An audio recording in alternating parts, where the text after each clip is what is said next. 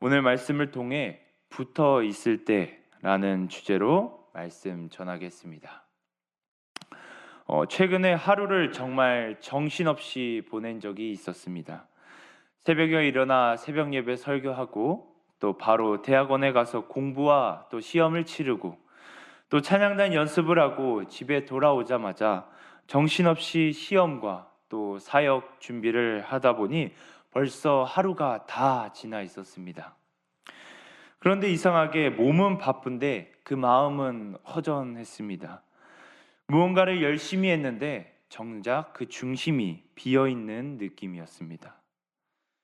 그날 밤 잠자리에 들며 문득 이런 생각을 했습니다. 오늘 나는 과연 주님 안에서 하루를 살았던가? 아니면 그저 주님 없이 그 하루를 버티기만 했던가? 사실 우리 모두가 그렇게 살 때가 있습니다. 하루를 계획하고 최선을 다해 살아가지만 그 속에서 정작 주님을 놓치고 있을 때가 있습니다. 오늘 본문에서 예수님은 제자들에게 이렇게 말씀하고 계십니다. 내 안에 거하라, 나도 너희 안에 거하리라.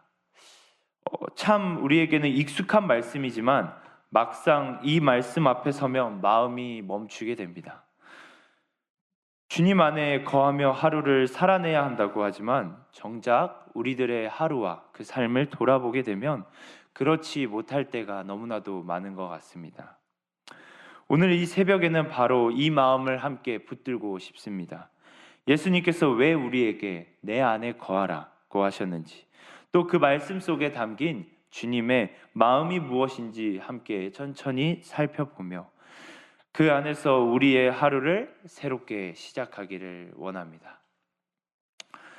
첫 번째는 주님 안에 거한다는 것은 관계 안에 머무는 것입니다. 예수님은 내 안에 거하라, 나도 너희 안에 거하리라 라고 말씀하십니다.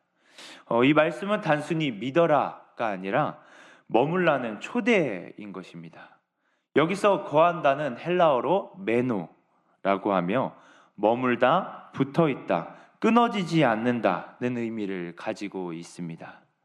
즉 주님 안에 거한다는 것은 이 특정한 시간을 주님을 찾는 것이 아니라 삶의 전 영역에서, 삶의 모든 부분에서 그분과의 연결을 지속적으로 유지하며 끊어지지 않는 것을 말하고 있는 것입니다. 그렇게 우리는 이 초대에 응하여 그 기쁨으로 인해 그분 안에 머물고자, 또 그리고 끊어지지 않고자 매주 예배를 드리고 또 기도하며 말씀을 읽으며 신앙생활을 계속해서 하게 됩니다. 하지만 우리는 이러한 신앙생활을 하다 보면 점점 신앙을 행동 중심으로 이해하여 그 첫 기쁨을 잊어버리곤 합니다. 오늘도 주일에 나와 예배를 드렸으니까, 또 말씀을 읽었으니까, 혹은 기도했으니까 하며 하루하루 습관이 되어져 가게 됩니다. 하지만 주님과의 관계는 단지 이러한 의무로 이루어지는 것이 아닙니다. 사랑으로 이어지는 관계일 때에 이러한 신앙의 행동들이 주님 안에서 생명이 있게 되는 것입니다. 포도나무에 붙은 가지가 그 자체로 생명을 공급받듯이 우리의 영혼도 주님께 붙어 있을 때에만 살아난다는 것입니다. 기도하고 예배해도 마음이 주님께 붙어 있지 아니하면 그 신앙의 행위들은 금세 메말라 버리고 그냥 한 주 한 주 살아내는 습관으로 변해버리고 만다는 것입니다.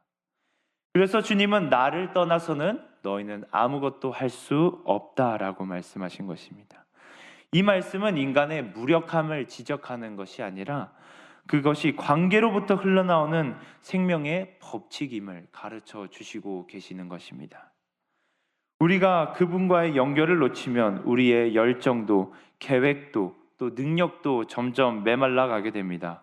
그러나 우리가 주님께 다시 붙어서 그 생명의 양식을 공급받을 때 말씀의 한 구절이, 또 기도의 한 마디가, 또 드려지는 그 하루의 예배가 다시 생명력을 불러일으키게 된다는 것입니다.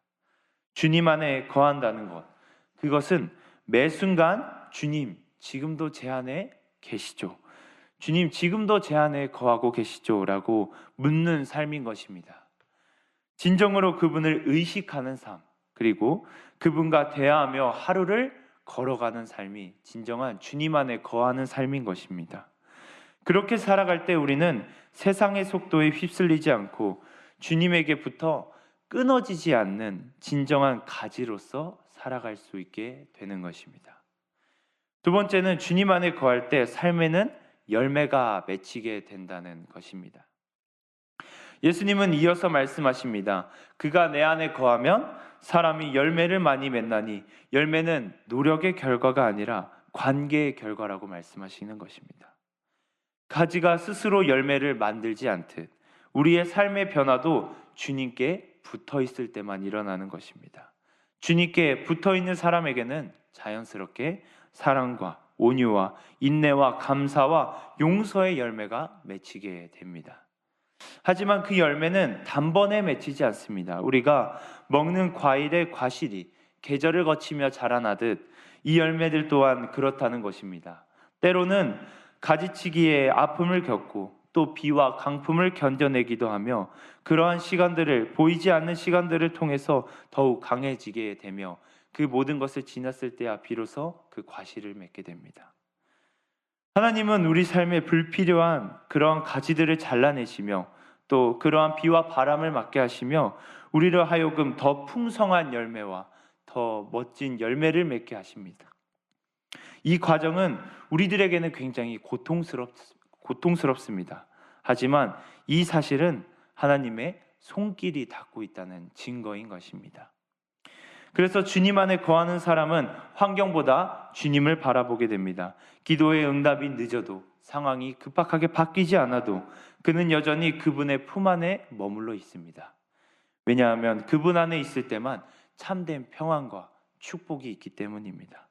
또한 주님 안에 거하는 사람의 열매는 그 자신이 만들어내는 것이 아니라 주님께서 맺게 하심을 알고 있습니다. 그래서 더 이상 세상의 평가나 성공으로 자신의 가치를 증명하려 하지 않습니다. 겉으로 드러나는 성취나 사람들의 인정과 상관없이 하나님은 그 사람의 내면에서 자라나는 변화를 보시기 때문입니다. 그래서 그분 안에 거함으로 열매를 맺을 때 그 말 한마디가 부드러워지고 분노 대신 용서가 나오며 조급함 대신 인내가 자리 잡는 그 변화가 바로 주님 안에 거하는 자에게 맺히게 되는 참된 열매인 것입니다. 세상이 알아주지 않아도 하나님은 그 열매들을 통해 자신의 영광을 드러내시게 됩니다. 그렇게 주님은 오늘도 말씀하고 계십니다. 본문 7절에 보면 너희가 내 안에 거하고 내 말이 너희 안에 거하면 무엇이든지 구하라. 이 약속은 단순한 축복의 약속이 아닙니다. 하나님의 뜻이 우리의 삶에 스며드는 약속인 것입니다. 그래서 그분 안에 머무는 자는 자신의 뜻보다 하나님의 뜻을 먼저 구하게 되고 이러한 삶을 살아낼 때 우리들의 삶은 점점 하나님의 나라의 열매로 채워지게 될 것입니다. 이제 말씀을 맺고자 합니다. 사랑하는 제일교회 성도 여러분, 오늘 하루를 시작하며 우리는 수많은 선택의 순간 앞에 서 있습니다. 어떤 일에 먼저 마음을 두고 어떤 생각에 머물지를 결정해야 하는 아침입니다. 그런데 중요한 것은 우리가 무엇을 하느냐보다 누구 안에 머무르고 있는지입니다. 오늘 본문에서 예수님은 분명히 말씀하고 계십니다. 내 안에 거하라, 나도 너희 안에 거하리라. 그분 안에 머문다는 것은 단순히 신앙적 행동을 의미하지 않습니다. 그것은 하루의 모든 순간 속에서 하나님 주님과 함께하며 그분의 마음과 뜻을 바라보며 그분께 의지하며 살아가는 삶인 것입니다. 우리가 주님 안에 거할 때 분주함 속에서도 흔들리지 않는 평안을 경험하게 되고 또한 세상 속에서 무엇을 이룰지에 대한 초조함 대신 하나님이 주시는 생명과 기쁨을 누리게 됩니다. 그리고 그 삶의 자리에서 주님께서 맺게 하시는 사랑, 온유, 인내, 그리고 감사의 열매가 자연스럽게 흐르게 되는 것입니다. 오늘 하루 이 새벽에 우리는 다시 선택할 수 있습니다. 주님 안에 머무는 한 걸음을 내딛겠다고 결단하는 것입니다. 그렇게 살아갈 때, 그리고 말씀 앞에 잠시 멈춰서서 마음을 주님께 붙이고 또 그분의 품 안에서 하루를 살아가는 삶을 선택하는 것, 그 선택이 바로 참된 평안과 열매의 시작인 것입니다. 그러니 오늘 이 하루 주님 안에 거하며 살아가는 삶을 선택하고 세상의 비와 바람을 이기고 많은 열매를 맺으며 주님 안에서 온전한 은혜를 누리는 저와 여러분이 되시길 주님의 이름으로 축복합니다.